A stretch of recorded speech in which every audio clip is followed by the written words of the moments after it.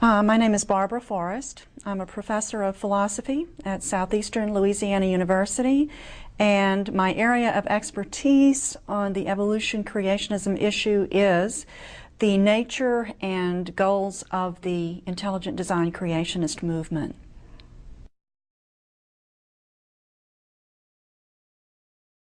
The current controversy of evolution versus creationism is one in which you have a segment of the American population who, for religious reasons, has never been able to accommodate modern science and even most aspects of the modern world, many aspects of the modern world. They long for and would like to recapture a pre-modern world. And so, and what they believe are the religious foundations of that world. So they reject much of modern science, they reject specifically evolution, and they are really trying to work the country back, to bring the country back to what they regard as its properly religious foundations. And they are using politics in order to do that. So they're using politics to advance what is essentially a religious goal. That is the heart of the evolution versus creationism issue.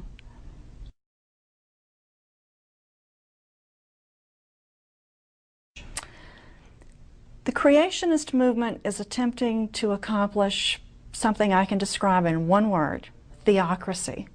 It means rule by, or government by people in positions of political authority, all of whom share the same religious beliefs, the same religious preferences, and to have public policy, the policy that governs especially public education, but really public policy in a much broader sense, to have that reflect their own particular religious views. And the people that I'm talking about here are largely evangelical Protestants, but also there's a very far-right group of Catholics involved, and now increasingly even Orthodox Jews that are being drawn into the political currents that unite Protestant evangelicals and very conservative Catholics. They're now uniting because they share the same political goals. They want to see the country governed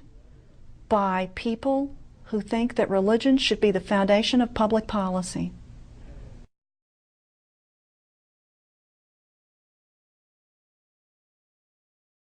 This controversy began when a group of Christians, because that's who we're really talking about, found themselves unable to depart from a very rigid, literalistic understanding of the Bible in a way that allowed them to reconcile their religious beliefs with the findings of modern science.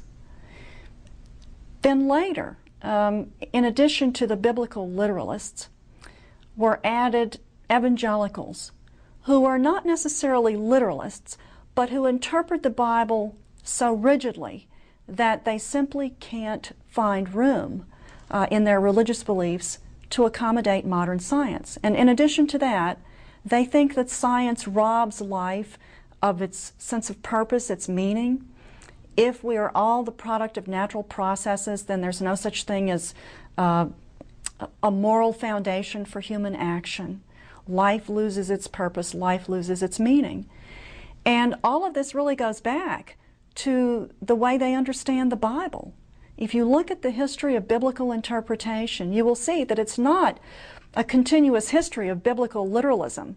There's a great deal of fluidity in the way people have understood the Christian scriptures, but there has always been a contingent of Americans who simply are so rigid, not only in the way they understand Scripture, but in the way they understand religion itself, that they can't accommodate modern science and the modern world. They feel terribly threatened by that.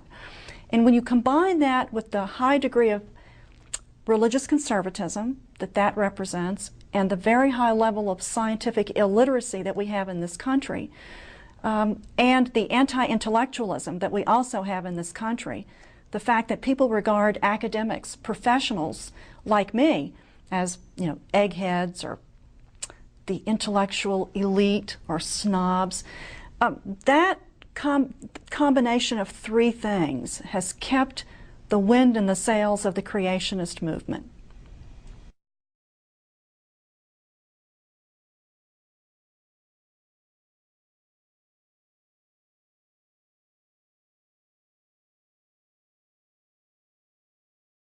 Creationists have had to evolve. They have an evolutionary history, and it has to do with the fact that they always lose in court. They've never won a federal court case, but there are some major cases that have forced them, after each of these major losses, to morph into something a little different. The first of these major cases was the 1968 Epperson versus Arkansas. That Supreme Court, United States Supreme Court ruling said that you could not ban evolution in a public school. Because prior to that, a number of states like Arkansas, Tennessee had laws trying to ban evolution. Well, in 1968, the Supreme Court said you can't do that. You cannot ban evolution. It has to be there. If it's part of the required curriculum, it's going to be there. So after that, creationists said, okay, well, if we can't ban it, we'll try to get in alongside it. And so they came up with creation science, trying to make science or creationism, trying to get it in alongside to balance it off against evolution. So then there was another court case that came out of my own state of Louisiana, the 1987 Edwards versus Aguillard ruling, saying that you cannot balance science with religion. You cannot balance evolution with creation science, no matter how much you try to make creationism sound scientific. Just calling it creation science won't work. So most people, I think, thought that the 87 Edwards decision would finally put a stop to creationism, except that it didn't. Creationists realized if they were going to continue their efforts, they were going to have to change even more. They were going to have to get rid of the term creationism in the label that they gave themselves. They were going to have to get rid of some of the sillier claims they were making, such as that the earth is only 6,000 to 10,000 years old. They knew they couldn't get to square one, referring explicitly all the time to the Bible, to the book of Genesis. So in the early 80s, a group of creationists who morphed into the intelligent design movement got rid of the label creationism, at least in their public activities, but only after they were well established in the public, among their own followers as creationists. So they've had to overcome the obstacle of the Constitution, or they've been trying to overcome the obstacle of the Constitution. And after every major loss, they've had to regroup under using slightly different terminology.